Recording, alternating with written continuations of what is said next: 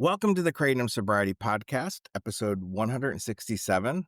This is Charlie, and today Nolan has an interview with YouTuber Metta Beshay. His channel gets more views in one day than we get in a whole month. Before we begin, a quick note for our listeners. This episode is a little different than our usual format. We typically share individual stories of quitting Kratom and lived experiences of recovery. But in this conversation with Metta, Nolan is experimenting and trying to bring a little humor to the feed. This is a break from what some listeners have complained at times to be somewhat predictable or repetitive of us hosting every week a person letting us know how they quit Kratom. Metta recently published a popular YouTube video called The Insane World of Kratom and 708. This video is very entertaining and informative and does acknowledge the risks of Kratom, including addiction. However, on Metta's YouTube and in his interview with Nolan, there are some references to current or recent Kratom use. So please be aware of this, Metta's content, and this episode may be something to skip for some of our listeners. Let me repeat. I know you wouldn't want to go to an alcohol sobriety podcast to listen only to hear the guests that week talking about doing whiskey shots the previous weekend. In addition, this discussion is way more pro-Kratom than we've had in a while, and there's also more swearing than we usually have as well. So listener discretion is advised. My best advice, if you are new to quitting Kratom, is you don't have to engage in the Kratom debate. It's mostly pointless, and it can actually set you back. It is okay to say Kratom sucks. It is not for me. It tastes horrible. It makes you constipated. Your face breaks out. You lose hair. For some of us, we spent over $100 a day or more on Kratom. We couldn't quit despite many efforts, and we had bad fallout in our lives at home, work, school, and beyond. Sure, some people use Kratom for pain relief or other issues. Others use it non-problematically for a performance boost on the job or for exercise. Kratom can help with withdrawals from other substances, or it is a safer alternative than buying drugs off the street. And most of us started using Kratom for many of those same reasons. And giving up some of those upsides, even though they dwindled over time, is part of what makes Kratom difficult to give up at first for some of us.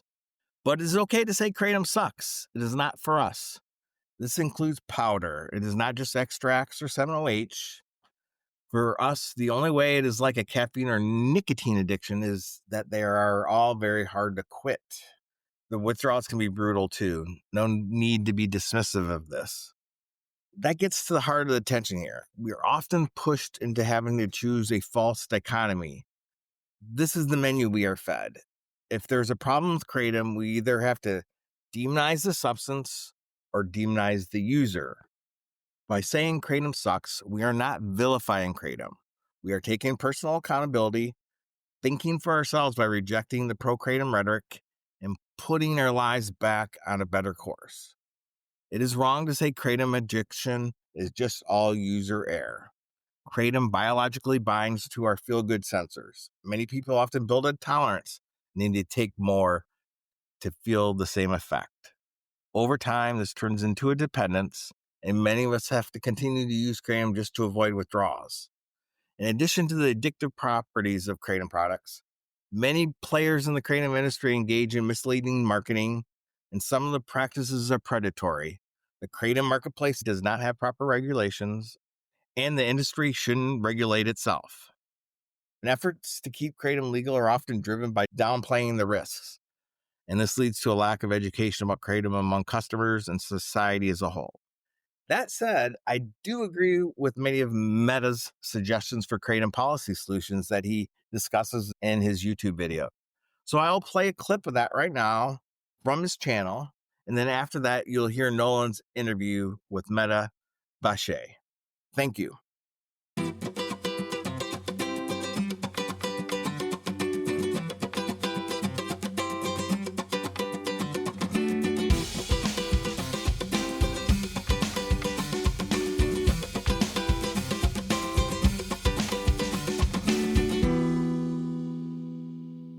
Let's talk about what we should do as a culture or government about this Kratom stuff or extracts or 7.0, because I have some ideas that I think you might like. As far as Kratom powder or Kratom leaf or unprocessed Kratom, I think it should stay legal, but I would add 2 caveats: an age restriction of 18 plus, and a warning label saying, warning, this stuff is addictive, similar to how we have that on nicotine products. It is a natural, unprocessed leaf that is objectively useful in a lot of cases with a very good safety profile. Also, the last thing we need to be doing in the middle of an opioid epidemic where people are actually dying from things being laced with fentanyl is remove a safer alternative for these people to get out of their addiction. But also, not everything has to have a medicinal reason for it being legal. I think it's worth saying it's my right if I want to just have fun with this stuff, which is okay to do. And to address the addictive point, yes, Kratom powder can be addictive for some people. But reminder, just because something can be addictive does not mean that it is inherently bad or dangerous. Nicotine is very addictive, but generally speaking, it's also pretty safe. Many of you are addicted to caffeine and will have withdrawal if you stop cold turkey. Does that mean that it's killing you or ruining your life? No. And just like we discussed earlier, it takes time for a culture or society to settle down with a new substance they get introduced to. Next, Kratom shots and Kratom extracts. Because they are so accessible and convenient and potent, it can lend themselves to getting people addicted much faster, the general population who wouldn't ordinarily maybe get addicted to something like Kratom powder. So even though they're the same compounds, they can be inherently more addictive because of that convenience. Personally, I think an 18 plus, also a warning label of this can be addictive. And based on my political views, that's where I would stop. I think there's personal accountability. Sometimes people get addicted to stuff. That's on them. That's not on blaming it on the drug. That's on them. But let's say you're more conservative and that's not enough. I have a great alternative for you. You can treat it like ephedra. Ephedra is another psychoactive plant that if you make a tea out of this, it is very exhilarating. This is actually where we get meth from originally. It's like coffee, but way more intense. And this is 100% legal to own in America. But if you make an extract like this, from my understanding, this is not illegal to own, but you cannot have marketing claims like advanced fat burner or good for energy or any of those advertisements. That's illegal to protect the public. You can do the same with Kratom. You can make them stop saying things like be happy or relief or all this shit. You can just make them say, this is Kratom, period. And with a massive warning of this contains Kratom, can be addictive, I think that would single-handedly save a lot of people who don't do their research from unsuspectingly getting hooked on this. And if you're really, really conservative, you can make it so you have to have a license to sell this, kind of like cannabis. But, you know, if you're that conservative, I don't know, I don't think you're watching the video. But those are solutions that I wouldn't totally be against. And lastly, 7-OH. What do we do? It's worth noting what I'm feeling right now. This is not Kratom. Kratom has a certain feel. This feels, honestly, like a typical opioid. If you were to give me this and say, hey, that's a Norco or that's an Oxy, I'd go, okay, that sounds about right. That's what I'm feeling. So to put them in the same category as Kratom is just unfair. This is just a different level. This is a hard one, and honestly, this is where I get a little conservative because I agree. I think the 7-OH shit is kind of fucked. I think having pills that are this addictive at like every gas station, it's a bit much. Like I honestly, it's a bit much. I don't love that. I think something needs to be done. But I think scheduling it to Schedule 1 is the most R-worded thing they could have done.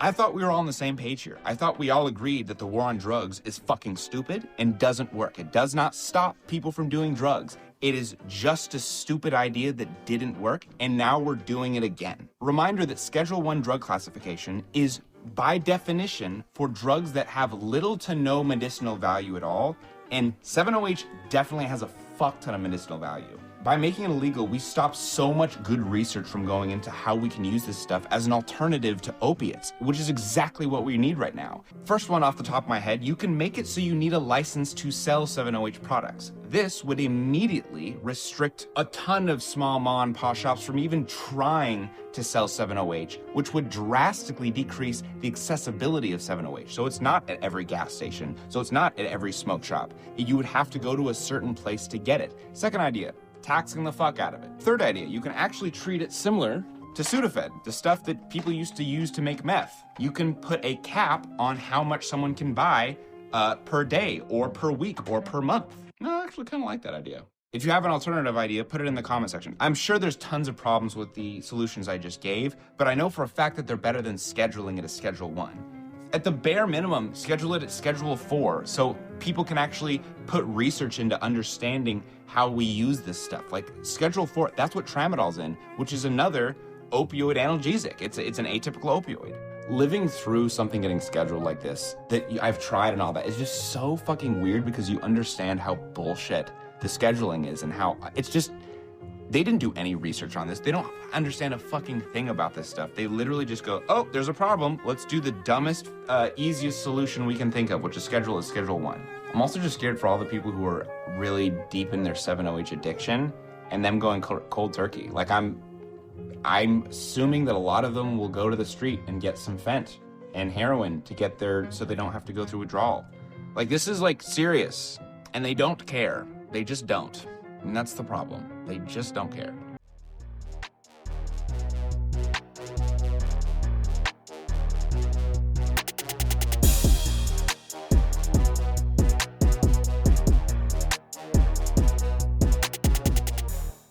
Hello and welcome back to another episode of the Kratom Sobriety Podcast. I am here with the renowned Metta. He is a force of creative good at large on YouTube. He creates content all the way from informational videos about Kratom and lesser known substances all the way to videos about ancient Egypt. If you have an opportunity in your spare time, please go and listen to him. Anyway, how are you doing today, Metta? I'm fantastic. How are you doing today? I am great that I get to interview you. It is not often you get to interview someone who you actively watch on YouTube. So my name's Metta. I am half Egyptian, half Saudi Egyptian, half American. I'm very into culture, I'm very into languages and ethnobotany. And professionally, I have a YouTube channel that I study mostly ethnobotany, but I will do videos on languages or accents, or I'm going to Peru and I'm going to be studying cultures in the Amazon and ethnobotany with the Amazonian shamans. So that's my sales pitch. And then I used to, before I did YouTube, I was a musician. The reason I reached out to Metta is because of his background. I wanted to really pick his brain today about some of the content that he produces on his YouTube channel about ethnobotany and Kratom specifically. He's got a very well-rounded opinion and set of values when it comes to Kratom, and something that I think the listeners would be pretty chuffed to hear. Outside of YouTube, what kind of hobbies do you have outside of this professionalism, or is that included in your professionalism? It's a dream. Yeah, I'm really into jiu-jitsu lately, like super into jiu-jitsu. And so I'm thinking about making a jiu-jitsu video where I go to Brazil because I'll be down there anyways. So whatever my video is about is usually, I actually have a strict rule because I'll have sponsors hit me up and be like, hey, we want you to do a video on sleep, or we want you to do a video on this plant or whatever. And I tell them flat out, if I'm not interested in the topic, then I'm not going to do it because it won't turn out well. Like I think what makes my videos interesting sometimes is that you can see my passion because I'm just like, this is so interesting to me. I have to tell people about it. It is, and it comes across as well. I'm not watching just some bored info dump regurgitator. Yeah, I'm watching someone who genuinely is curious about the history of ephedra. Yep, exactly. And I can see it too. I'm like, oh, this man is genuinely very excited to tell us about this, and that's why I'm excited for you to talk about Kratom, which leads us to our next question. So when did you first hear about Kratom, and what made you want to try it? I've been into drugs my entire life. So I would hear Kratom, but when I was a kid, and I'm 27 now, so let's say 10 years ago, Kratom was pretty niche. Kratom was weird. Like it was one of those, it was been the same, when you would hear about it, I often would remember stereotyping as like, oh, it's one of the like ashwagandha types. It's a plant and they say it's good for stress and pain. And then I remember trying it, and as most people try Kratom the first time, you don't feel shit. You're like, this is so whack. This is gross, whack. And I think I just kept trying it. Like, I think I'd wait 6 months and be like, I should try it again. And then I'd try it and be like, oh, I think I feel it. I feel nauseous. This is weird. And I think that was maybe 4 or 5 years ago, I think. But I didn't get into a habit of doing it.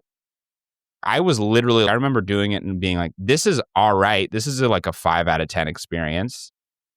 Yeah. And then as time went on, I'll go like, oh, you know what? Let's try Kratom again. When you keep trying it, and then you start to appreciate the nuance of it. And oh, this is how you use it. Oh, it's good to do it here and here, because back then, now Kratom's really common, but back then it wasn't as common. And so you didn't have as much like context on when you should do it. Some people said you should do it to work out, but I've done it while on jujitsu and I want to puke my brains out. Oh, I wouldn't want to be at the same gym. Exactly. Yeah. And it's interesting because it was the same for me, where I saw someone on some forum and they said, oh, dude, you should totally take this before you run. So I gagged on the product and then went out and tried to run. I made it probably 10 minutes and then I just fell asleep at home. Yeah, it's amazing how much it's evolved. But now that it has evolved, we're also seeing all the power of the 21st century and its greatest thought leaders coming together to market said product. Wait, before we get more into, when did you discover Kratom? I discovered Kratom when I was living in Scotland. My sister had given me a little bag of green Mang Da to try. She said, oh, it's this great herbal supplement. You might like it. I tried it. I gagged. I hated it. But the winters were so brutal over there that I only got 4 hours of sunlight a day in northern Scotland. So I was just getting depressed. I'm from California. I love sun. So I looked back at the bag, looked at me, and it said, hey, you sure you don't want to give me another shot? So I said, fine. And then thus began an unhealthy cycle of just not having that self. Oh, so you jumped right into addiction. I would say it took about 4 or 5 months, maybe. Okay. How many years ago was this? That would have been about 6 years ago, 7 years ago. Oh, I'm you were early. So I was like, you were before those extracts. I was the MySpace of Kratom users. Yeah. Wow. I was ready to go. Yeah. And when did you discover it? I probably started hearing about it probably like 8-10 years ago, but I never tried it. It was just a distant, like something was just here around on the interwebs. Yeah. Yeah. And I think it's crazy how much it's changed. And now I wonder what you think about this is people still have no idea what it is. I think the most exposure that people have gotten to it is either on small local news, oh, careful of Kratom, or your channel is probably the most single reach that the product has ever gotten. Oops. Whoops. Sorry. Oh, yikes. Whoopsies. I often think about that. I often think about, damn, obviously, I've gotten some people addicted to it. Like, it's just inevitable. Like, when 3 million people watch a video of yours where you're like, this stuff feels awesome, someone's going to get addicted, right? So I often think about that. I'm like, oh, because I get a lot of good comments of like, man, you've helped me get out of my addiction. But I'm like, I know the ones that I've got addicted, they're just not comments anymore. They're not in the comments anymore. Exactly. They're in the comment section of a different YouTube video. Yeah, exactly. But that's actually a great... I like how you have the self-awareness to see it that way. I think you've done a ton of good because in your video, it would be interesting if I have you on the podcast and say, oh yeah, Metta, he's a terrible guy. Just to grill me. Yeah. Yeah. He's done terrible things for the community. But Metta put out a YouTube video. I recommend everyone here go out and watch it. And he talks about his personal experience with Kratom and goes on to talk about just some of the risks, about responsible use, about just how easy it can be, especially with 7-OH, to fall into the trap. So if you wanted to talk a little bit about your personal experience with that or addiction or just some of the struggles you had, that would be awesome. Yeah, dude, this is so funny. I was literally like right before this interview, I was like, I got some 7-OH pills. I feel like doing it. I'm like, that's actually crazy disrespectful. That's the most disrespect. So as far as the addiction, and I talk about it in the video, Kratom is funny because it's such a perfect example of what happens in our culture over and over again, which is just, we get a plant that's all right. Like Kratom powder is like, all right. I would say the vast majority of people who play with Kratom powder don't get addicted because it's like smoking weed in the 60s. It sucked. It was inconvenient. It just like, it was all right. And that's why like you didn't have stoners in the 60s, like you were a very rare breed. As opposed to now, because of our culture, we like made so many extracts and pens that are so convenient. Being a stoner is not even seen as a drug addict anymore. It's seen as a lifestyle that's totally legitimate, which I'm not here to judge, but I'm like, we can call it a spade. Like, you are a drug addict. Like, we can say that. With Kratom, when I got into the powder, similar to a lot of things, it was all right. I think during certain periods, I would get into doing it every night, but it was rare to do that. And I had rules of I only was allowed to do it past, let's say, 7 p.m., right? I wasn't allowed to do it during the day. I can probably count the amount of times I've done Kratom during the day, and I always feel shame for that because I just know that's just how it really gets out of hand fast. And then extracts came out. I was never a fan of extracts just because of drug nerdiness. It's like some of them are like, they'll be like, this has this many milligrams of Kratom. What does that mean, milligrams of Kratom? Like mitragynine count, 7, like what are you actually counting? So I just never trusted it. But then when 7-OH pills came out, that I pretty quickly built an addiction to because they're just like weed. It's just so convenient. You just pop a pill and it's wow. And opioids have been for most of my life my go-to substance. That's changing now, but so when I got addicted to it, it was only doing a pill a night, but sometimes with 7-OH, for some reason, it will make you keep going. Like you'll take one and be like, I could take another, and you just keep going in a way that you don't do with powder. It's so funny. And so sometimes I would take 3 pills, which is a ton of pills. That's a lot. So yeah. And then when I stopped, I've went through withdrawal so many times on so many substances. So it was nothing really that shocking. And I'll go through withdrawal again in the future. It's just what it is. Just another Monday morning. Exactly. And the funny thing is people say they'll withdraw and everyone goes through withdrawal. Heartbreak is a version of withdrawal. Coffee, it's like we all go through withdrawal. It's just a part of life. The homeostasis has been fucked up. That's true. It is. And I'm sure you've done some research on the homeostasis of it all. And I think the restless legs to me was the most fascinating one. Yeah. So I remember when I was taking, it feels like you're taking a lot more when you're taking powder. It's using a teaspoon to eat your applesauce because you have to take your teaspoon and then you go, that's not a lot of applesauce. But imagine the applesauce is really bitter and it's green and it's dry and it's been dehydrated. So I was taking upwards of over 30 grams of powdered Kratom a day. It was insanity. Right? How are you dosing? Was it like 5 grams here, 6 grams here, or was it like 30 gram bam? 70, probably, sorry, not 70 grams. No. Fuck. Whoa. That is pretty intense. Yeah, no, I haven't made it there yet, but I was taking about probably 7-gram doses. I know that I can't trust myself too much to get back into Kratom without it being a thing again. I'm just happier to have my coffee, try and stay on the level. But the reason I bring all this up is because when you were taking 7-OH, it probably felt a lot easier to take more of it. Yeah. And when you look at the math, it's 1 pill is a lot of Kratom powder. Like 15 milligrams of 7-hydroxymitragynine is a lot of mitragynine, like Kratom. I don't know the math, but it's a lot. It's a fuck ton. And you can just get Have you ever gotten to 7-OH pills? No, I've tried to be like, no, I'm not sure about that one. So you never even tried it? Never tried it. Oh, it'll fuck you up. Oh, brother, if your life gets miserable again, I'll reach out to you. I'll email you, be like, hey, man, it's miserable. I tried it. You've built an audience on a wide range of super interesting content, and that kind of includes your experiences with substances. So do you ever feel like a personal responsibility to guide how people see Kratom or use it? Yep. I asked this exact question to Hamilton Morris in an interview, and I asked him the question of like, when you educate people about drugs, do you feel guilty because you could be putting people onto drugs? And he said very eloquently, no, because he said, when you show the accurate representation of a substance, then there's nothing to feel guilty about because you're just educating. And I agree. Like, it's like, I know for a fact, I don't know, no one's told me this, but it's just inevitable. I've gotten some people hooked on something. I've told someone about something and that's gotten them down a path of addiction. But I also know that that doesn't eat at me very much because in every one of my videos, I'll go, yeah, this feels great. And then here's all the bad shit that comes with this feeling. And that's up to you. And it's like, if that's your journey, I'm not going to judge you. That's the nature of life. I think that's a really smart way to approach it. And I also like that you found a way to relinquish yourself from any unnecessary guilt that comes with that. Because I feel like it's just, you have this probably a wealth of a million different ideas that you want to get out there and educate.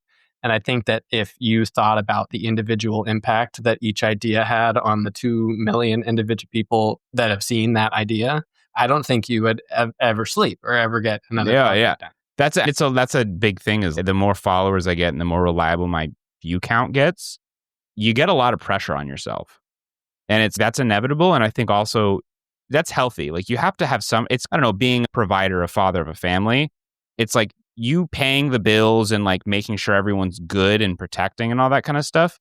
Naturally, if you are a good father, you're going to feel like that's a lot because that means that you care. And it's similar with the videos. It's like I'll do a video about anything and I make sure I phrase everything very precisely because I have the power if I miseducate to do actually a fuck ton of damage. And even if it's one person, that's serious, right?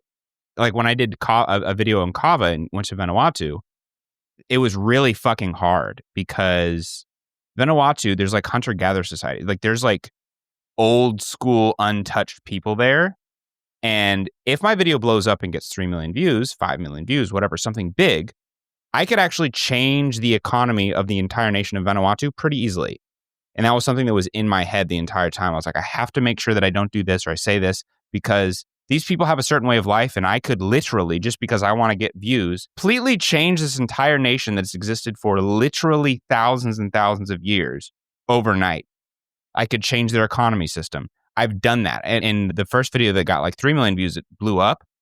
That one of the companies that was selling something, they made $100,000 or something insane like that very quickly. It changed. They called me and they're like, we've had to change our entire structure because of your video. And I was like, that's actually awesome and terrifying. That is terrifying. Yeah. Man, does that give you any sort of paralysis when you're thinking about what kinds of videos to do and how to approach them? Yeah, this Kratom video is a good example because I know so much about Kratom. I know so many. I'm pretty connected in the Kratom world. Like I know I've talked to some pretty big owners in the companies and all that. And like, I understand so much. And so that video took me so long because I was like, shit, I have to make sure that I am super precise because let's say this video blows up and RFK sees it. That could actually change shit like pretty seriously. And it could actually happen. I think you're probably becoming more aware of the fact that that's a reality. Exactly. Yeah. Exactly. And it's a responsibility. And it's not something that I take lightly, but I also do have to take it somewhat lightly because at the end of the day, I don't know. It's like the bleeding heart liberal. It's like when you learn about how fucked up the world is in Gaza and Congo and all that, when you read about it, you want to kill yourself. And so at some point, a bleeding heart liberal, we have to just learn how to be like, you know what? I can't care. I can't. You have to have a stopgap to prevent yourself from taking a personal ownership for the things that are happening. Precisely. And I totally appreciate that. I'm sure that when you made your Kratom video, obviously one of the things that I really appreciate about your videos is that you're very open, you're very honest, you're willing to not only share your personal feelings, but also opinions that you know some people are going to disagree with. And I'm sure that when you were thinking of making the video, I'm sure you had to be tight-lipped in some regards when it came to at least something or other. Yeah, I think that video, like let loose. Yeah, no, but there are some sections that I talked about certain companies and I was like, yeah, I know something about so-and-so. And then I remember it was actually with my mom and my mom's then, why are you doing this? I'm like, oh, fair point. My bad. Fair point. Because I did a live with one of my friends who's like a Kratom expert about 7OH. And we talked major shit on Feel Free. And then the CEO of Feel Free hit him up and was like, yo, saw your shit with Metta. And I was like, oh, yikes. Ooh, the world is small. Yes, it is. Everyone's speaking through those little in playgrounds when you were a kid, when you could talk through the little tube. Yeah, to little your tube, friend yeah. or the other. That's what it feels like sometimes. Yep, exactly. I'm sure for you, you're like, how did that person find out? Oh, it's insane. It's insane. And it's awesome because, that's great. I get hit up from like doctors now and chemists, and I'm like, oh, sick. Dude, do you get any free doctor's appointments? No, sadly not. I have my next video is about addiction, and I'm collabing with a doctor about it. That's awesome. So I'm excited for that. But I'm looking forward to that. In your experience, in just some of the research you come across, what's the difference, do you think, between responsible use and problematic use? Like, where is that line? Fucking A. My God. It's a lot, isn't it? It is. And that's like the defining difference between like addiction and dependence and and I think that's such a cultural, it's a hard question to answer because it just depends on if your culture decides to shame you for that. If in our culture, doing kratom every day is frowned upon. Doesn't have to be. It depends on you. I think it depends on what kind of lifestyle you want. I talk to my friends at the MMA gym that I go to do MMA, and they're brilliant. They're smart people. MMA is difficult to do. And some of them are straight up will be like, yeah, I will get CTE. I get hit in the head way too much. And by the age of 45, I won't be able to be a good father or something like that. And I could judge them for that, but that's also just a lifestyle. Like they've chosen that lifestyle based on what they want out of this world. I think the same thing. If you want to smoke heroin every day, if it works, then it works. Before. I don't exactly. Yeah. Not with the life I want. No. And I think for a lot of people, it's not. And for a lot of people, it is the life they choose. And if it works for them, then it works for them. And I think that we should, because I think the recent approach to litigating, making illegal it's a difficult one because you are removing a freedom of opportunity. Yes. And I've always struggled with that. But if you want to, and this isn't a direct comparison to people who use Kratom, it's very different, but it's just to illustrate a point. If you Metta want to get on your roof every morning in your underwear and say the word banana, you're welcome to do that. And you very well should be allowed to. It's an expression of yourself, but your culture might shame you for it. I think that this is super important because there are a lot of people out there that do use Kratom for chronic pain. And I think that it's an option. Given that I'm not a doctor, I'm not going to comment on it. I think it's an option, dare I say a good option. And I think that if you remove someone's choice to choose, then you remove a potentially very good option. Exactly. But it also goes to our culture. And I think that's the difference between American culture, which is hyper individualistic, versus, let's say, Egyptian culture, which is all about homogeneity. And it's like, there is really no bad way. There is just a way. Like, I think Portland is a good example. I'm in Portland. Gender queerness, super common, right? But that's also because we're super individualistic. And so being yourself in every which way you want to be, if you want to be a furry, if you want to be genderqueer in any way, you're invited to go down that route. But there are problems that come with that. There's a loneliness that comes with that. There's a feeling of not being understood or being judged at every coffee shop you go to. While in Egypt, you don't get that option. You don't get the option to be genderqueer. And you say that's a bad thing. And it's like, but there's also a sense of community. We don't have homeless people in the same way because we look after ourselves. We look after each other. We have like family. If there's a fight on the street in America, no one's going to help. I've seen a million fights in Egypt. Every single time there's a fight, every random stranger comes up and says, my brother, everyone calm down, and you're saved. Every time. That is amazing. Yeah. And if you said that here in the middle of a heated conflict with a firearm, I don't think that's going to do very much. Nope. No, that's just my understanding. I haven't tried it. But yeah, that's interesting. And I think that moving to Portland, obviously not directly from Egypt, but having spent time in Egypt, it's probably insane to see that kind of difference. Yeah, it was as a kid, it was a very big deal. Because I think I was so positive that my way is the correct way, because you go over there and like spousal abuse and homophobia and like all these problems. And I go, damn, you guys could fix that. And then I'm like, actually, as I've aged, I'm just like, it's just a different way of life. There is such a deeply ingrained cultural ethos that's been there for so long. And every single person has been raised in it. And not only as Egypt is huge, right? But these communities are pretty tightly packed. The rural areas don't see a lot of outside influence. Like it's not changing fast. Obviously, we've strayed a long way from the topic. But I guess what all this comes back to is if you want to choose to do Kratom, that should be your choice. Yeah, based on our culture. Exactly. Yeah. Anyway, so I guess just a couple more questions. What led you to cover Kratom and 7-OH in particular? So what's motivating you to do this kind of research, like ethnobotanical research? It's my job. I don't know. I think it was like, this is a hot topic right now. And I'm like, I should, if anyone's going to do a video on Kratom, I feel like I definitely should. It'd be weird if this whole moment in American history went past and I didn't comment on it. So it was like, I don't know. I'm the plant drug guy. I gotta have to talk about Kratom. Are you worried that you're going to run out of drugs? No. There's plenty out there. At first I was. And then the more I got into it, and this is also just the actual way that I've set up my career. I'm not the plant drug guy. I'm an ethnobotanical guy. And there's about 1,000,001 topics to cover. I have a list. I have a video list that I'm adding to every week. That's literally like 200 ideas, and I'm just adding more and more. It's infinite because it's like you can do 30 videos on just Kratom, and there's just so much nuance. There's the philosophical side about drugs. There's the linguistic side about drugs. There's so many, and there's just, I don't know. I'm going to the Amazon. I'm going to cover a substance that the world doesn't know about yet, except for this one tribe that I'm going to. I can do 3 videos about that one. When are you headed to the Amazon? I was supposed to be on my way right now. You missed your flight? No, I've been renovating my house so I can rent it out a little bit while I'm gone. And yeah, so you're catching me in a really weird state. I've been in like an autistic fixation thing for it feels like 3 days, but I think it's been 2 weeks. I'm here to pull you. Yeah. Hey, this is the first time I've used my brain in about 2 weeks, and it's like weird.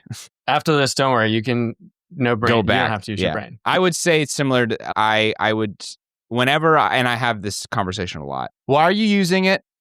I usually, if they're saying it's pain or just to relax or whatever, I say sounds good. It is pretty safe, but just by me saying it is very addictive, that's usually enough for people to treat it with the respect that it deserves. That's what I found. It's the fact that people will fall into the addiction because they're not explicitly told it's addictive. But when I tell them, hey, you'll get addicted, people usually just have the respect for it instantly and they go, got it. Now I'm going to be moderate with it. And that's all. That's all they need. That's great because it doesn't say on the package that it's addictive. So exactly. And unless you have someone close to you, it should. Yeah. Unless you have someone like Metta to say, hey, just be aware. Exactly. I think that's enough to scare people away. Yep. I have one friend, one of my best friends, Rose. I introduced her to 7-OH pills. We actually all started doing 7-OH pills together. And I told her and the other friend, Josh, hey guys, we're going to do this. It's fun, but it's addictive.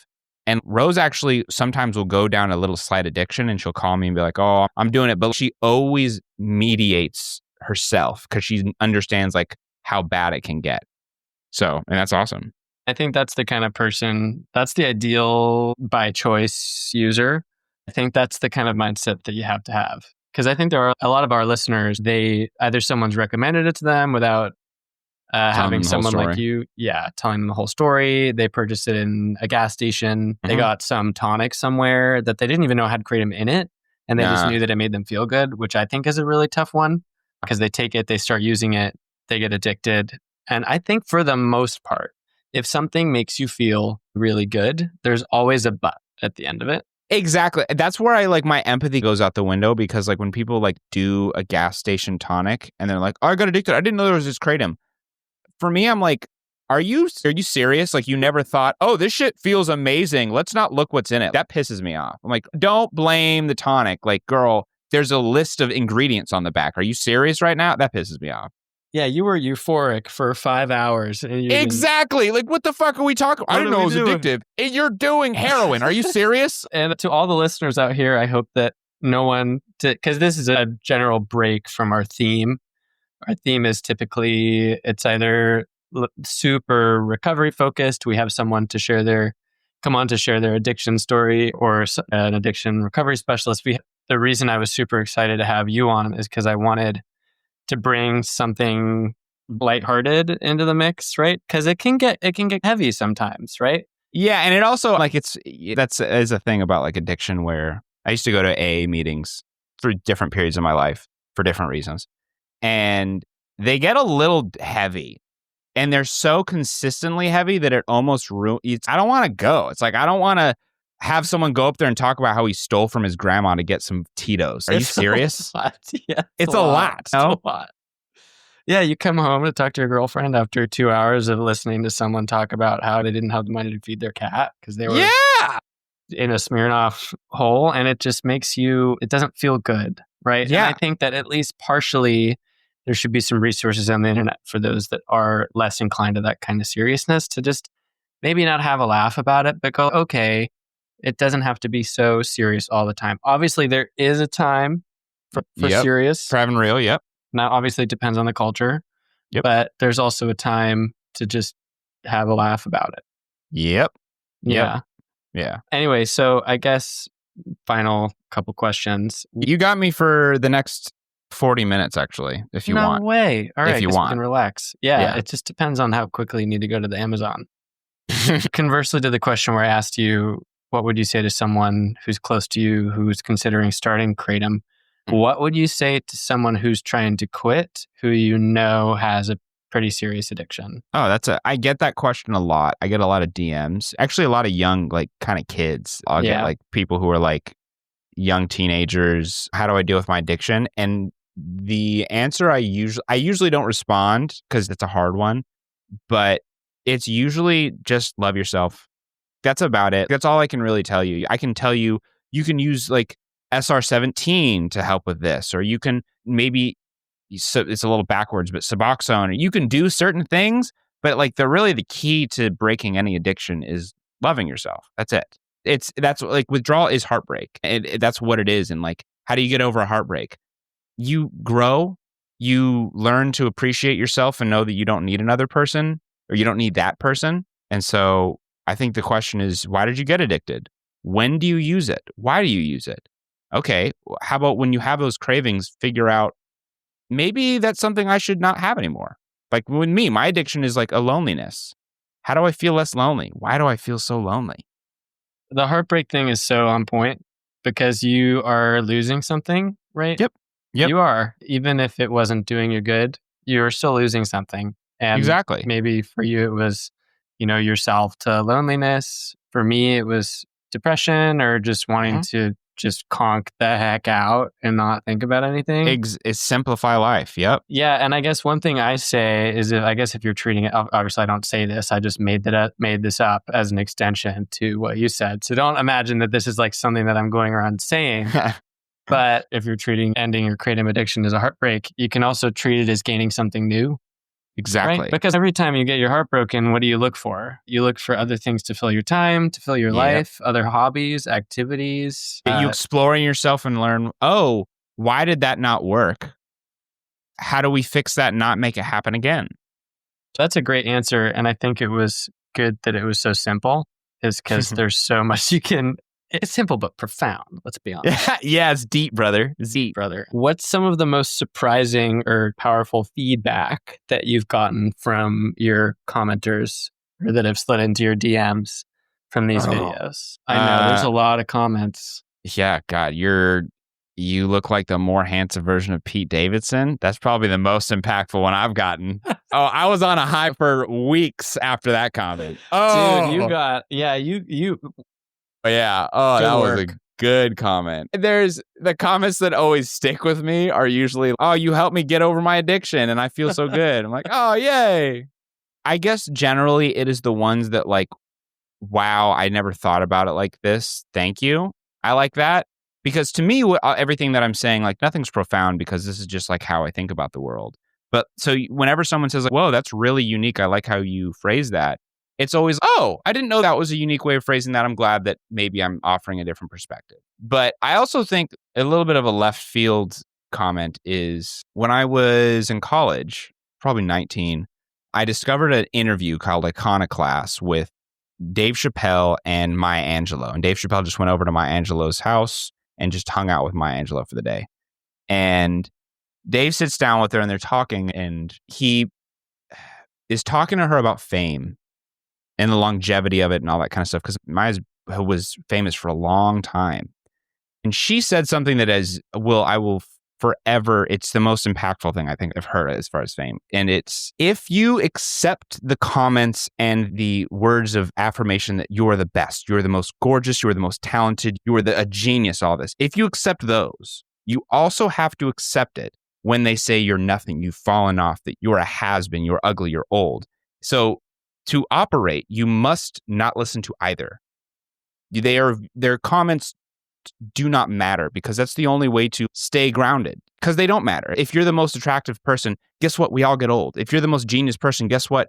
You will lose your genius. So your ego and the sense of self has to be deeper than the comments.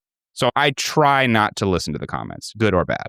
You really do have to have a groundedness in who you are, what you're doing to withstand everything. And it always reminds me of this thing that my mom used to tell me when I was growing up. I think I was probably 10, 11, 12.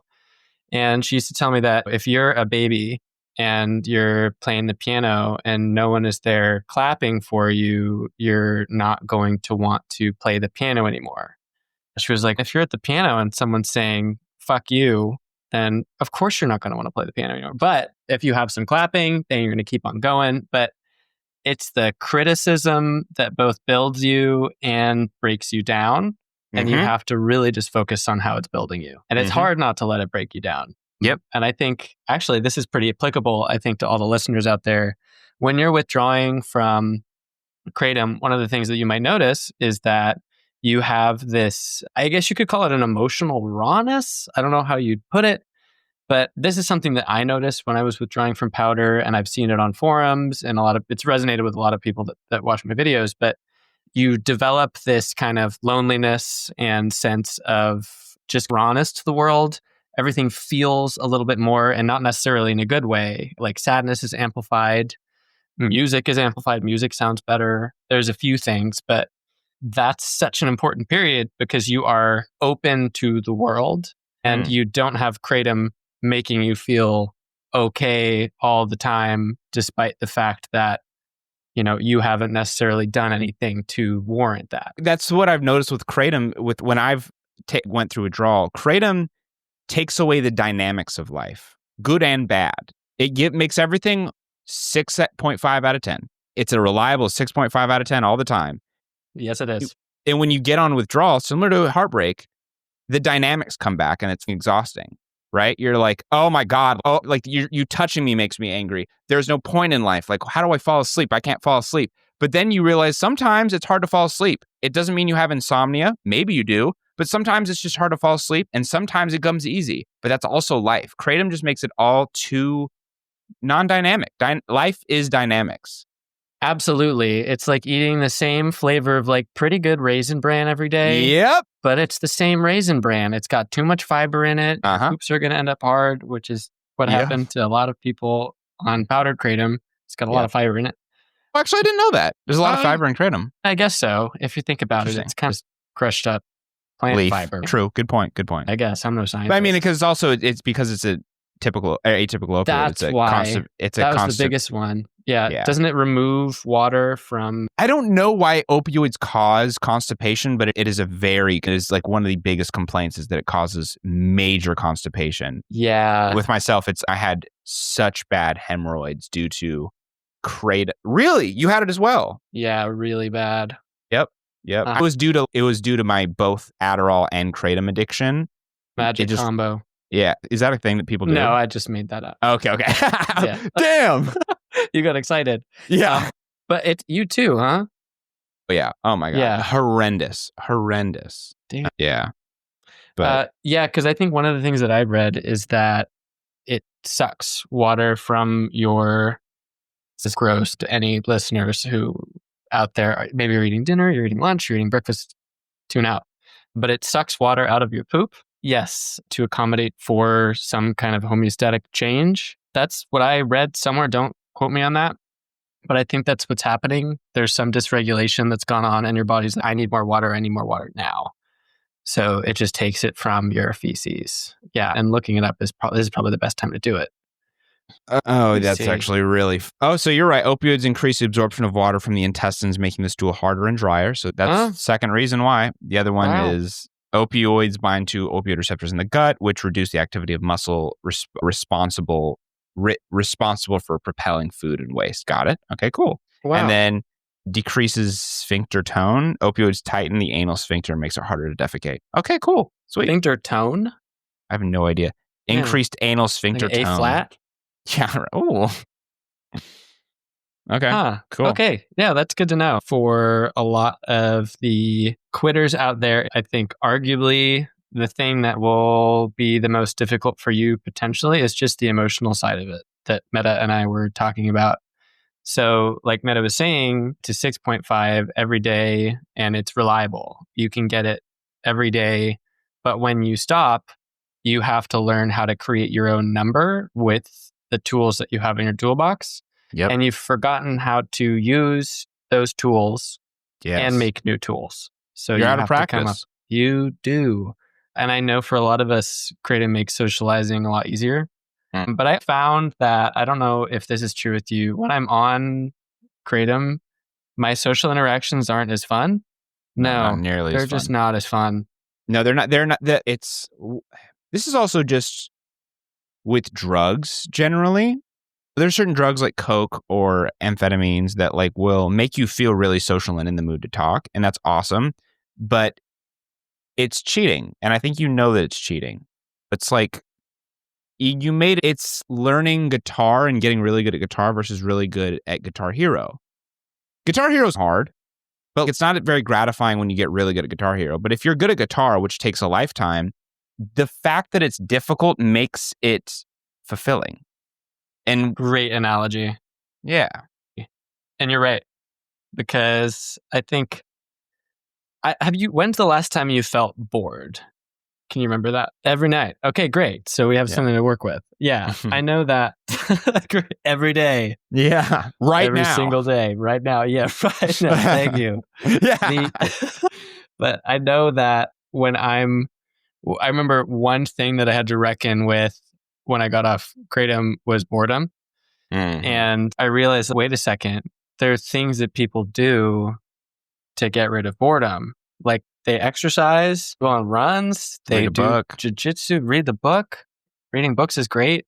And I think to all of you out there, the more you can learn to just re-enrich your life outside of Kratom with other things, the better you're going to find yourself. So I wonder what you think about that. What's your I take agree. on? One, I think that's something that alcoholics at like Alcoholic Anonymous, I think a lot of the dialogue is around you forget how long days are when you're sober. Like when you're sober, you're like, when you're drunk, you feel like days just go by. But when you're sober, you're like, there's 14 hours in a day. What am I supposed to do? It's so common with all addiction. And I think when someone's going through addiction or trying to get off of whatever they're doing, that's something that you tell them, right? Find hobbies, get into exercise, get into this. And I know that from experience, when you're in that state of withdrawal or addiction, when you hear that, you're like, oh my God, so what's the fucking point? I'm like, oh, so I can just like do some stupid activity that I don't really care about? No, that's the point. That's your addiction saying that. Like life, the mundanity of exercise is exceptionally fulfilling if you learn to appreciate it. That is life. That's like why old people have such peace in themselves. It's like they can read a book and they don't need high stimulation and they can understand. That's the cool thing. I love this about aging as I'm aging is that like things 27, exactly. I'm like getting closer to 30 and it's so like things that I could not appreciate, I can appreciate. Like a meal, like a beer. I couldn't appreciate a beer. Now I'm like, oh, I can taste floral notes. Oh, I can taste like this dark chocolate note. And before I'm like, that's stupid. Why do I care? Now I can. And it's wow, I can cry over a well-crafted song. It's so much easier now because I've lived so much life and I can understand the beauty of nuance, which addiction takes That's you away really from. well put. Mm. And I think you probably find that you have the patience for it now too. Exactly. Right? Exactly. Yep. Yeah. And you can tell someone when you meet like a 45-year-old who spent their 20s and 30s addicted to a drug, you can tell. You can feel an immaturity that is youthful in a bad way. When you meet someone who just spent their 20s and 30s being an alcoholic, they don't have emotional regulation or a wisdom that someone who, let's say, is sober their entire life. You can tell. Metta brought up just how boredom changes as you come to experience it, either with age or practice. And I had this beautiful quote that I wrote down maybe 6 years ago from a poem by Percy Shelley, and it went something to the tune of the tongueless breath of wind flitted in and out the bulrushes as I stood there waiting for the majesty of the moment to sweep me away, or something like that. And I remember writing it down, being like, this is a beautiful quote. I'll probably appreciate this one day. And I think every year when I come back to it, I see You appreciate it a little bit more. Yes. So that's what the last 3 minutes of me looking for the notebook was. I was just trying to find that, but that's the best we can do. I think that I also agree with that. That's also just aging. You can re-listen to a song or something or a quote and be like, oh, wow. Something that I appreciated when I was younger, but as I've aged, I really understand the profundity of it, was Sylvia Plath's The Bell Jar, which overall book, hate that book. Good Lord. But she has the fig tree analogy that was very impactful to me. And it was basically viewing the world and your journey through it as a fig tree, and each fig being a destination. There's a fig that represents a life with a poet, a life with a doctor. Being a doctor yourself travels through Europe. Each single fig is, and when you're young, they're all there for you to pick. But as you age, some of those figs fall down. You lose the potential to find that love. You lose the potential to be a doctor, right? And the longer you wait to pick a fig, the faster life will pick the fig for you, which is what often most people do in this world. They'll let the fig tree give them a fig. And it's often a fig that they didn't want because they were stuck in indecision. And I found that very profound as a kid because I'm the type to just pick a fig. I don't think, I just pick one. But it's like the profundity of that really hits me as I age even more. I think a lot of us do wait for the fig to get picked for us. Yep. And I think the best way to prevent regret is to Pick a do fig. something about it before you can start regretting it. Yeah. And I think I do a lot of weird shit, and I always have. Going to study shamanism for months in Peru. That's a weird decision. My Spanish is pretty bad. And I literally made that decision one day, like about a month ago. I was like, I'm going to do this. Got it. And I decided, and I was like, that's what I'm going to do. I'm very quick to pick a fig, but there are repercussions to that because I don't know. Yeah, I'm learning that. I don't think I'll have regrets. And as I age, I don't know. I've done things that are regrettable. You can pick too many figs and not be able to eat them all. That's something that I've been guilty of. Yes. Because it's so easy to pick a bunch of figs and say, I want to try this one and I want to try this one. And then you're burnt out and you're stressed. And you don't get to enjoy the nuance of the fig that you picked if you just picked one. No. Yeah. And you can turn them all into fig Newtons so they're preserved and then you have all your projects on a back burner around you, but then you're just thinking about them. 100%. Exactly. And I think there's people, I often think when I'm in my hometown, oh, how many of these people envy me because I get to be this and travel and oh, they're just stuck like having their 9-to-5 job with their wife, blah, blah, blah, with their kids. And then I'm like, that's actually a very nuanced, sweet life that I envy often, especially as I age, just the nuance of mundanity. They have a sense of peace in themselves that I don't have yet and that I will probably be delayed to develop because of my need to pick all the figs. We have to compare ourselves to each other immediately. We all want what the other has, but we can't have it and we want to try to get it. Exactly. But I love the idea that, because I find myself thinking exactly that too, right? Where you envy a stable, quiet life. But then if you were them, you would be envying a life in which you're traveling to the Amazon, you're making YouTube videos every single working on all the time. You've got these amazing projects going on. But I feel like the place, especially, we'll bring it back to quitting Kratom here for the final. For the theme of it, yeah. Just for the theme, is that you have to find a way to keep what's going on in your noggin simple and not comparing yourself to others when you're quitting Kratom was one of the biggest things for me. And the reason I bring that up is because in California, right, or in Oregon, if you're telling people that you're quitting a substance, even Kratom, if you're telling people you're quitting Kratom, there is shame in that. You might not have created the shame, but there's still societal stigma around it. So I found that when I was quitting Kratom, I had a couple people I could reach out to, but I started feeling shame and I was comparing myself to other people. I was saying, oh, I'm a drug addict or I'm this or I'm that. And I guess my advice is don't get trapped in that mindset. Do you think that, is there a future where you can taste Kratom and go without it? Go, oh, that was nice. I'll maybe do that in another 2 weeks, 3 weeks. Or do you think that, no? Honestly, this is a bit complicated. Because I was thinking about it the other night, right? I was thinking I could easily just go down to the store, grab a little something, take a little bit, and there's nothing wrong with that. Yeah, I'm not going to overdose is fine. Yeah. But I was just thinking to myself, I just remembered how effed I was towards the end, I just remembered like how super effed I was at the end of my journey. I think for me, I don't necessarily readily identify myself as a drug addict, even though I totally could, because I think also what drugs I'm addicted to is almost a litmus test for how I've grown and changed, because drug addictions exist within the context of your life. For example, when I was in college, I was addicted to weed, really addicted to weed. I was so addicted I had withdrawal syndrome when I stopped, right? Which is pretty weird.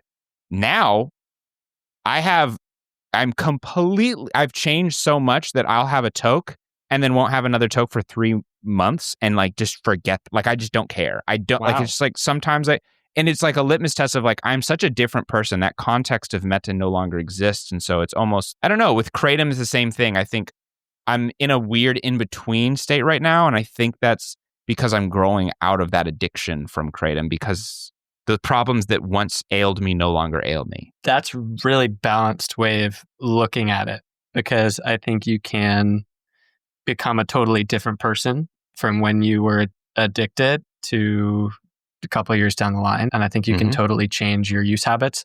It's if I were 10, if I had the money, I would have been buying a Snickers bar every 4 days. Exactly. And I would have eaten it and I wouldn't have told my parents. And now I'm like, I'm going to get fat. Yeah, exactly. Or it doesn't taste as good. It's too sweet. Or those things are way too sweet. Exactly. Yeah. But all the Kratom, all you powder addicts out there, I know it's terrible to say an addiction thing. So a thing to remember is that this is not an excuse for you to be like, you're right, I think I can reestablish my relationship right now. No, you're using an excuse to go back to your powder. You have not changed. Stop. Yes, no, that's exactly it. They're like, oh, this man is telling me that it's okay to do. No, he's not. No, I'm not. No, you're not ready. Not the fact that you're excited right now, you're not ready. Yeah. Don't go to the store. Don't buy it. Don't do it. Catch. Do it. Everybody who's listening, just make sure you know yourself, what Metta said. If you're listening to this right now and you're saying, oh, that just means I could go back to the store and pick it up right now and I'm super excited. Don't do it, because you're very liable to just get addicted again. Yep. And there's another thing to say, this is a little bit related, is relapsing is a part of it. That's a weird thing that's said a lot in addiction things, but I don't feel like is internalized. I think when people hear that, they often say, oh, I shouldn't judge myself. They're just saying it's part of it. No, it's actually a healthy part of it. Like when you are going through a breakup, sometimes you get drunk and text your ex. That's actually part of getting over it. When they don't text you back and you feel that heartbreak and that shame, that's a reminder to yourself. And that's that pain that you feel and that embarrassment. That's part of it. When you relapse and you go, fuck, why did I do that the next day? That's part of it. You had to feel that way. And sometimes it takes years. Some people take years to get over a breakup because they're just not ready yet. And then they go to a next toxic relationship, aka addiction. And that just shows you just needed to get your heart broken a little bit more because you haven't learned your lesson again. And this is not a scenario where the rebound would apply, because I know a lot of people, to get over their ex, they'll go to a different girl. So when you're getting over a drug, maybe don't just go straight to another drug. Give it some Which time. is why Kratom, often people in this community probably got into Kratom too, because they were like... we have a lot of people that were in AA meetings, they were recovering alcoholics, and then Kratom showed up on their doorstep and they said, what a fantastic way to get off one drug, go straight to another. But I love that about relapsing is it's because it's super common. Probably more than a lot of other, because it's so accessible and it's so low stakes. Yeah. Oh, yeah. But I guess Metta has to get ready to go to the Amazon, so we are going to just give him one more question here. Cool. Metta, it was lovely talking to you. Is there anything I didn't ask you today that you'd want anyone to know, or anything that you want to end off on? Nope. And we're done. All right. Thank you so much for joining us on the Kratom Sobriety Podcast.